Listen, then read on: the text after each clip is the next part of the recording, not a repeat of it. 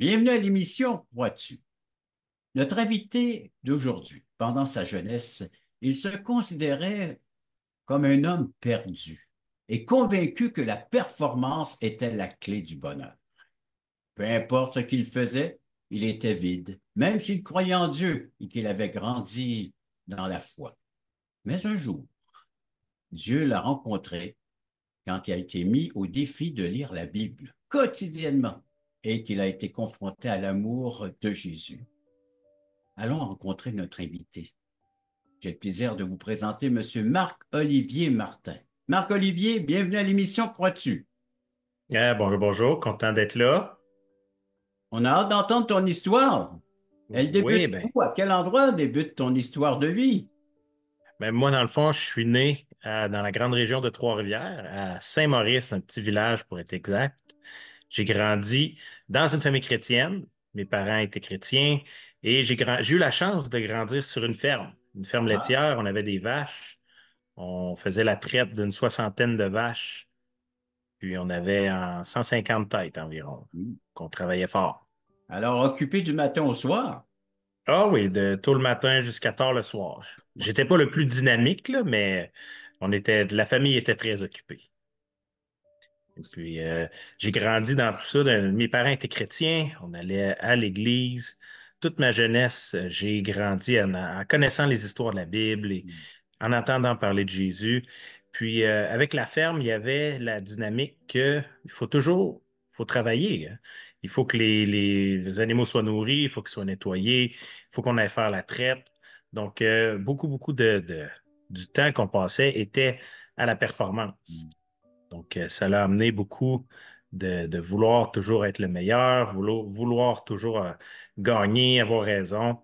Donc, je développais beaucoup d'émotions liées à ça, hein, la performance, devoir être le meilleur dans tout, tout ce que je faisais, peu importe le sport. Et puis, peu importe à quel point tu finis par être bon ou capable quand tu es jeune, t'es pas toujours satisfait.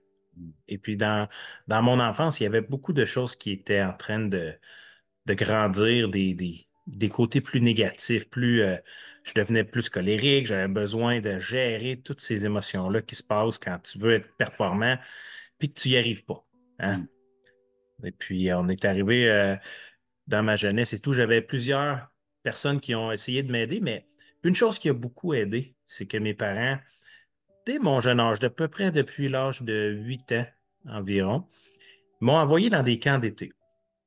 Et puis un des camps d'été que j'allais, c'était la Villa du Carmel. C'est un camp chrétien qui est à peu près à une quinzaine de minutes de où j'habitais.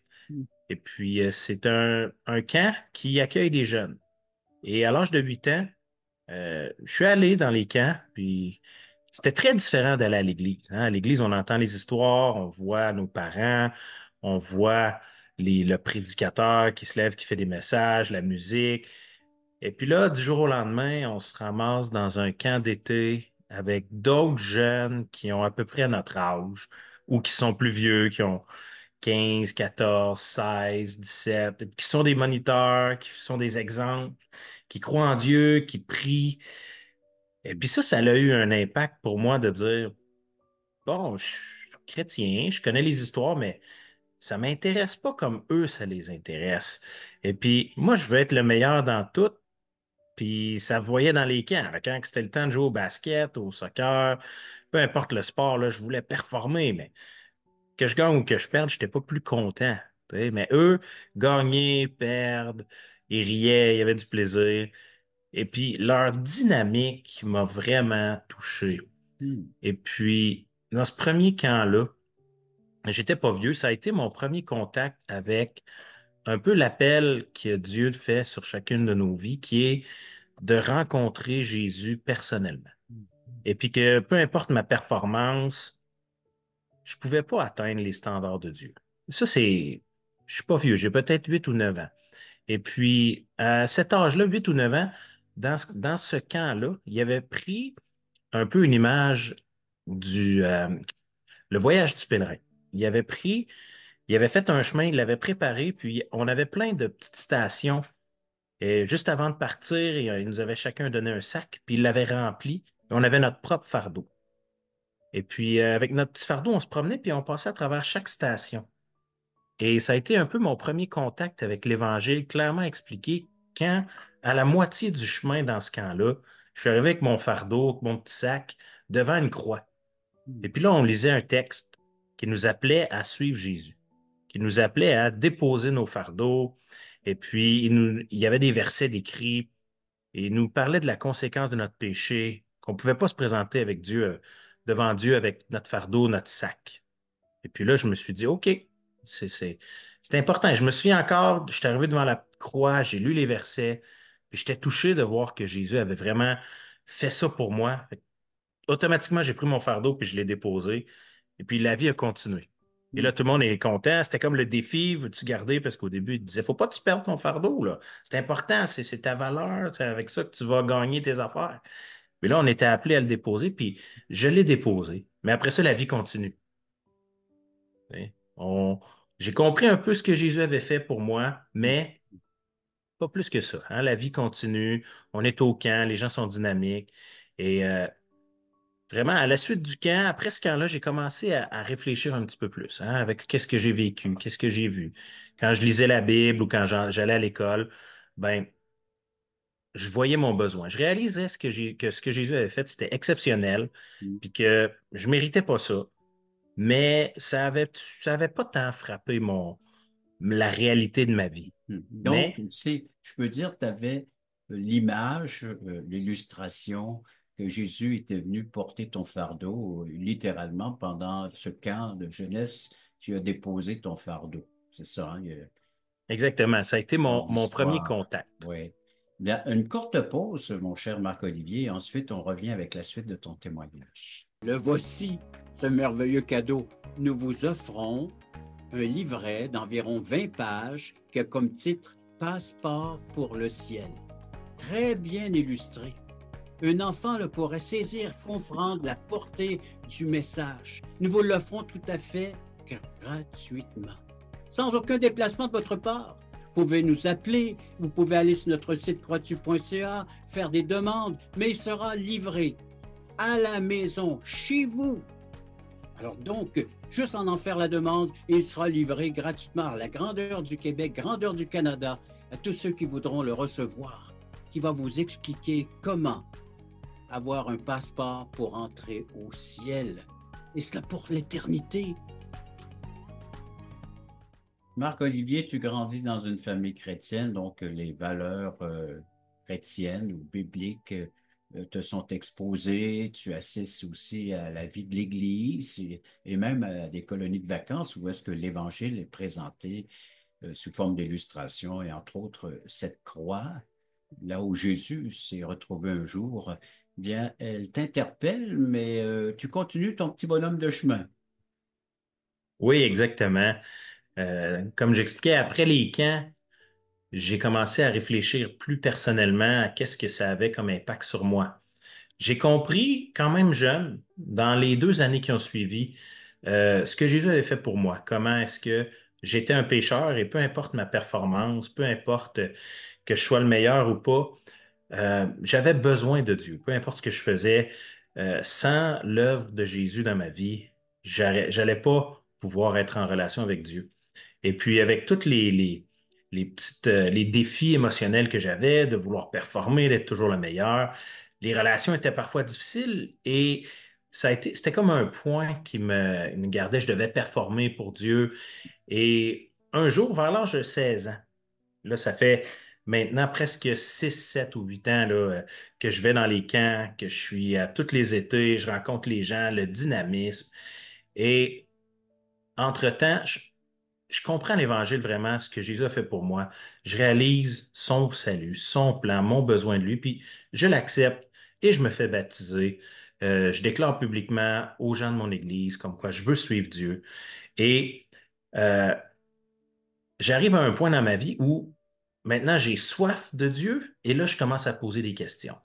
Et étant performant, j'ai toujours eu de la difficulté avec les réponses un peu préfaites, un peu réchauffées. Hein? Donc, j'aimais, et c'est ce qui m'a amené vraiment à grandir dans ma foi puis à chercher Dieu. J'aimais poser des questions. J'aimais avoir un contact vrai et authentique avec la parole. Savoir que Dieu, il valorisait vraiment notre relation et il m'apprenait à grandir, il m'apprenait plus sur lui. Et dans toute cette étape-là, j'avais des amis chrétiens autant que les amis non chrétiens. Puis, je me souviens vraiment du jour où Dieu m'a mis devant un défi personnel. Et là, j'ai 16 ans, comme j'expliquais, puis on arrive au début de l'été, fin du mois de juin, début du mois de juillet, et c'est là souvent que les camps d'été, les colonies de vacances, ils nous appellent pour nous dire, on a de la place, tu peux venir aider, tu peux être bénévole cet été. Et moi, j'attendais. Ça faisait quelques années que je m'inscrivais, mais il n'y avait pas de place. Un peu dernière minute. Est-ce que je veux pouvoir y aller avec les travaux de la ferme ou pas? Et on arrive un certain soir, et puis je reçois finalement un téléphone, mais un téléphone de mes amis. C'est mes amis du monde qui m'appellent, puis là, il allait avoir un gros party. C'était vraiment là, avec tout ce que tu peux avoir dans un party du monde. Il y avait de la boisson, des filles, des n'importe quoi. Et puis là, il m'invite. Il m'invitait souvent, mais je ne pouvais jamais à cause que je travaillais. Puis c'était la première fois que je travaillais pas, puis que ça arrivait. Donc, ben, ça me tentait. Même si j'étais chrétien, même si tout, c'était mes amis étaient très importants. Et puis, avant même que j'aie le temps de raccrocher le téléphone, je reçois un deuxième appel, qui est la colonie du camp de vacances avec la directrice qui me dit, Marco, je suis contente de te dire, on a une place pour toi, mais tu dois arriver ce soir. Elle dit, on est vraiment dernière minute, mais on a eu une cancellation. On aurait vraiment besoin de toi. Est-ce que tu veux venir? Et donc, j'ai vraiment devant moi un choix. Puis, Mhm. j'avais commencé à lire la Bible et j'étais arrivé dans un roi au chapitre 18, un petit peu avant. Et puis, c'est quand Élie se présente devant le peuple et là, il leur dit, jusqu'à quand clocherez-vous des deux côtés ou irez-vous à l'un ou à l'autre? Si Dieu, si l'Éternel est Dieu, allez après lui, mais si Baal est Dieu, suivez-le. Et c'était récent dans mon esprit. J'avais lu ça récemment, puis ça me travaillait. Et donc, quand je suis arrivé là, c'est vraiment un moment clé dans ma vie où Dieu m'a dit, Marco, tu dois choisir. Est-ce que tu veux suivre le monde? La porte est ouverte, vas-y. Ou est-ce que tu veux me suivre pour vrai? Est-ce que tu crois vraiment ce que j'ai fait pour toi? Et j'ai choisi d'aller au camp. J'ai dit, je vais aller au camp, mais pour ça, il fallait que j'appelle mes amis, il fallait que je leur dise, hein, j'irai pas, il fallait que je leur dise pourquoi. Donc, je leur ai partagé. J'ai appelé mes amis, je leur ai dit, bon, ben regardez, je suis vraiment content que vous ayez pu m'appeler. Pour une fois, j'aurais peut-être pu venir, mais finalement, j'ai été accepté au camp. Je vais aller passer l'été pour travailler, servir Dieu, puis apprendre à le connaître. Et puis, ce que ça a fait, bon, ça a coupé un peu les ponts, veut pas, hein, avec ces gens-là. Ils me trouvaient bizarre de pouvoir venir, mais c'était étrange. Hein. Pourquoi t'es pas venu, là? J'étais presque un traître, mais pour moi, ça valait vraiment la peine. Et puis, à travers le camp, ben, c'était quand même drôle parce que plusieurs des choses que je vivais, que je faisais, ben, ont été un peu mis au défi. Hein. On se promène entre le monde, puis l'Église, suivre Dieu, suivre le monde. Quand on est jeune, hein, on pense qu'on peut tout faire. Donc, plusieurs des choses, des petits défis qui arrivaient. Et là, dans cette conversion-là, j'ai eu à comprendre c'était quoi vraiment suivre Dieu et apprendre à l'aimer.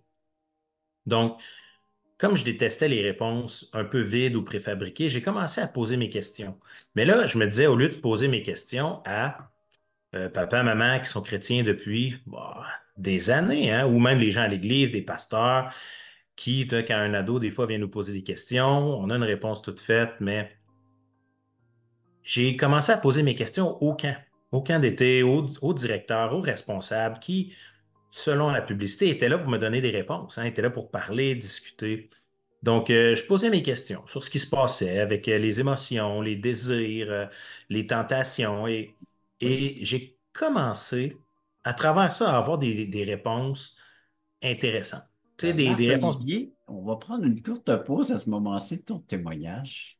Où est-ce que tu parfaites. t'interrogeais, tu posais des tas de questions et puis, bon, les réponses vont venir certainement. Mais une chose que je retiens, c'est que tu as dû prendre une grande décision à un moment donné, deux sphères, deux mondes tellement à l'opposé l'un de l'autre, qui n'ont pas du tout les mêmes valeurs, c'est-à-dire le monde et le Dieu, hein, le Christ ou le Mm. Sauveur. Alors, tu avais une décision. Et là, tu te retrouves dans une colonie de vacances, dans un camp d'été, avec toutes ces interrogations, ces questions à poser. La suite après la pause. Vous rappelez-vous du temps où vous étiez dans ce monde totalement perdu, quand Dieu vous cherchait? Vous souvenez-vous de la joie ressentie au moment où vous êtes passé de l'ombre à la lumière, quand votre raison de vivre par l'amour de Dieu est devenue claire? Allons, levons les yeux, montons sur la montagne pour conquérir. À la gloire de Dieu et au salut des âmes perdues, il est temps de célébrer notre foi.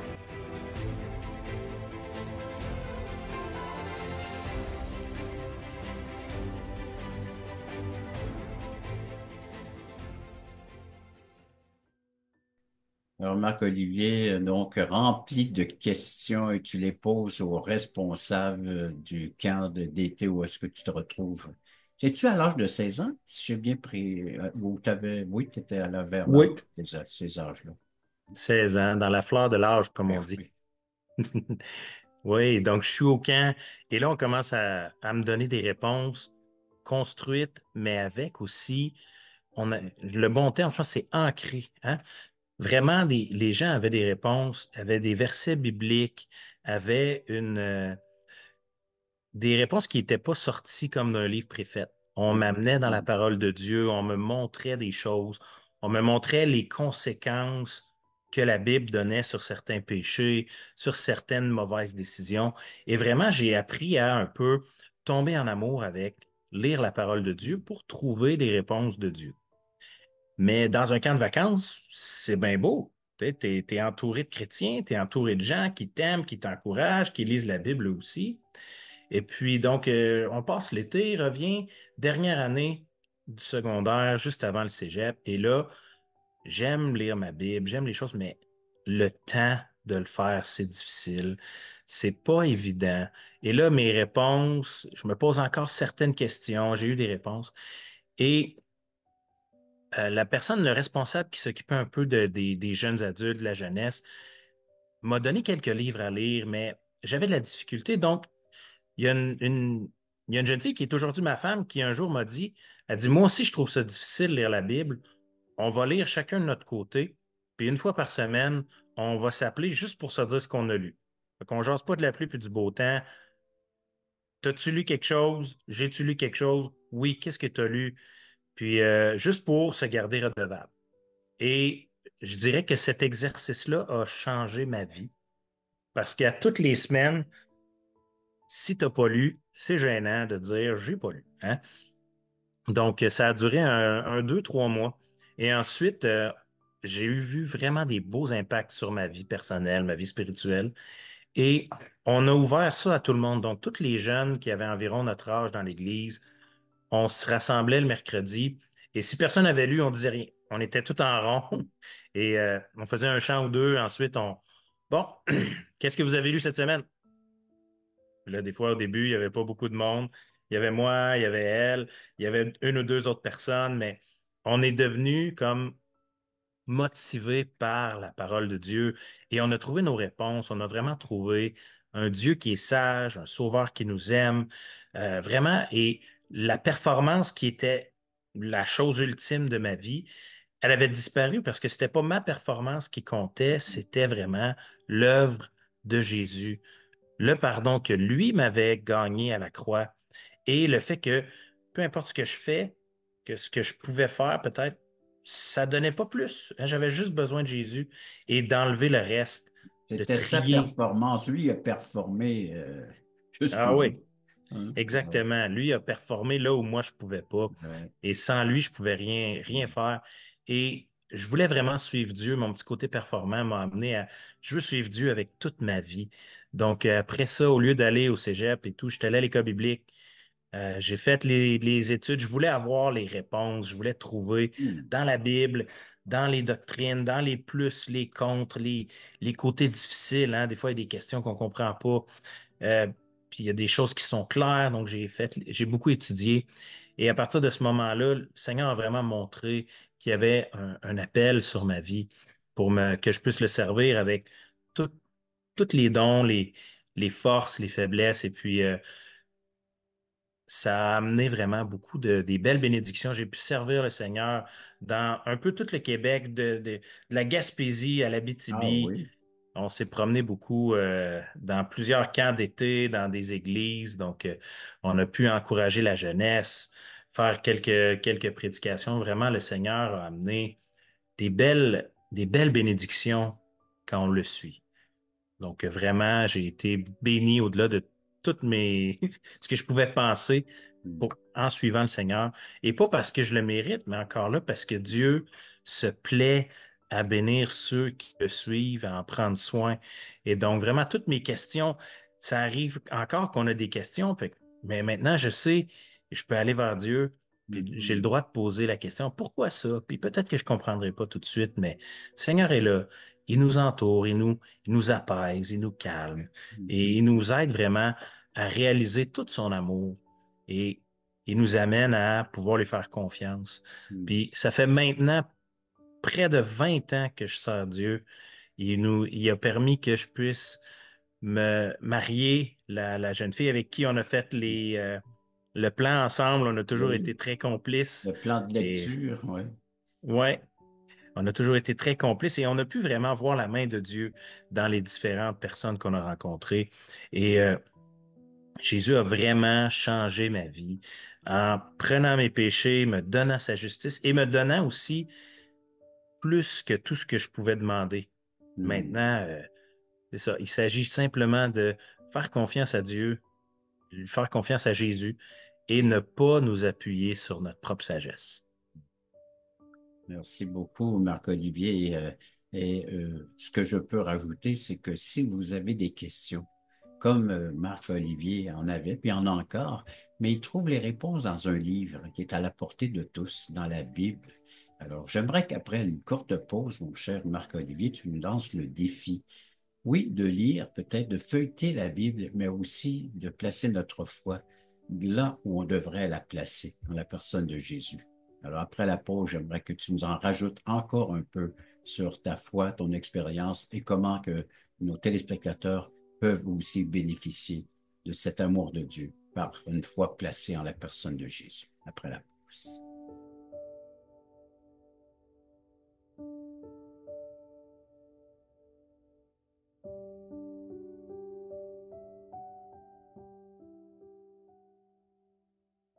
Le samedi 11h30, Crois-tu vous invite à regarder les témoignages vivants et percutants qui nous ramènent à l'essentiel. Nos invités vous dévoileront comment le Seigneur est entré dans leur vie.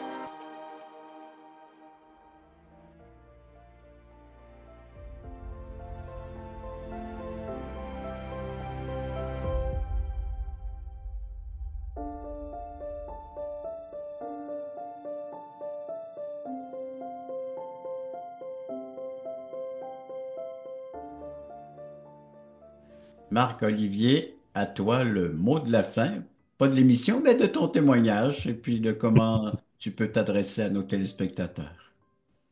Ben oui, si je peux terminer simplement à dire si vous êtes quelqu'un qui, un peu comme moi, vous aimez performer, vous aimez avoir vraiment un peu l'honneur de réussir, vous aimez réussir, bien, il y a une facette de votre vie où vous ne pouvez pas y arriver sans Dieu. Euh, on est tous pécheurs. Je sais que c'est un mot qui n'est pas populaire, mais et personne ne peut gagner ce combat-là sur le péché, peu importe ce que vous faites avec votre vie, les bonnes actions, comme toutes les tentatives de gagner notre ciel. Ça ne fonctionne pas. Et j'en ai essayé quelques-unes avant de comprendre comment Dieu avait fourni lui-même la solution. Et cette solution-là se trouve en la personne de Jésus. Si vous prenez le temps de lire la Bible, vous allez voir comment Dieu a préparé le chemin, préparé vraiment un plan merveilleux afin de lui-même nous sauver. Et à plusieurs endroits dans la parole, Dieu dit, je vais vous sauver, je vais effacer vos péchés, je ne me souviendrai plus C'est de vos son œuvre à transgressions. lui, hein. Exactement. Et nous, on est appelés à faire confiance au Dieu créateur, au Dieu sauveur. On est appelés à abandonner la performance, qui est parfois peut être difficile, et réaliser qu'est-ce qu'on est. On est appelés aussi à venir à Dieu avec nos questions, au lieu d'essayer de trouver les réponses avant pour venir devant Dieu un peu avec les réponses, puis des fois le torse bombé, fier de ce qu'on a accompli. Donc, on peut vraiment, je vous invite à faire ce pas-là, d'abandonner vos péchés, de vous repentir, ce qui veut dire changer d'attitude, vous tourner, vous détourner de vos péchés, de ce qui peut vous attirer pour vous tourner vers le Seigneur, pour vous tourner vers Dieu, de lui donner votre vie et de lui faire confiance, confiance à son œuvre et maintenant d'accepter son œuvre parfaite, le pardon qu'il nous a gagné à la croix. Déposez votre petit fardeau au pied de la croix pour pouvoir être en communion ou en relation avec lui. Marc-Olivier, merci. Merci pour cette fin de ton témoignage et d'avoir partagé avec nous là, ce que tu vis présentement dans une relation intime et profonde avec le Seigneur Jésus-Christ, une relation vivante que tu entretiens avec la prière et la lecture de la parole et surtout t'entretenir avec une vie d'Église qui est son corps, qui est sa vie à lui au sein de l'Église locale. Moi, j'inviterai les gens maintenant, à la fin de cette émission, de recevoir vos commentaires, vos questions, et une équipe qui est toute prête à les recevoir, les accueillir, soit par téléphone, le numéro que vous avez à composer, ou venez nous visiter sur la plateforme croixtu.ca. Alors, les mardis soirs, il y a des études bibliques auxquelles vous pouvez participer à 19 heures au Québec, le 20 heures Nouveau-Brunswick. Alors, l'animateur ou le pasteur est Michel Nadeau. Samedi à 9h30, il y a des témoignages de vie, comme celui que vous entendez présentement de la part de Marc-Olivier. Et puis, de la littérature. Faites-nous-en la demande, elle est gratuite. Il y en a en espagnol, en anglais, en français. Passeport pour le ciel. Alors, tout ça est disponible. Ce sont des services gratuits qui vous sont offerts par le ministère Croix-Tu. Marc-Olivier, merci de ta participation à l'émission. Et merci à Merci nos de m'avoir invité. téléspectateurs d'avoir été à l'écoute de cette autre émission Croix-Tu.